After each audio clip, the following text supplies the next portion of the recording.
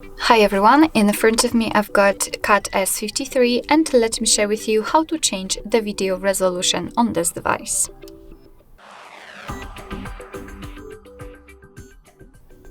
So first of all, we have to open the camera app, and it does not really matter on which video, on which mode you will be, whether it will be video or the photo, and the settings are general. So we have to enter the settings in the right upper corner, and here scroll down a little bit to find the video resolution.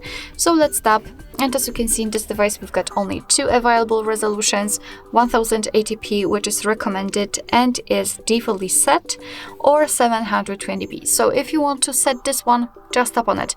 Right now it is notified here, which simply means that from now on your device will use it to record the videos.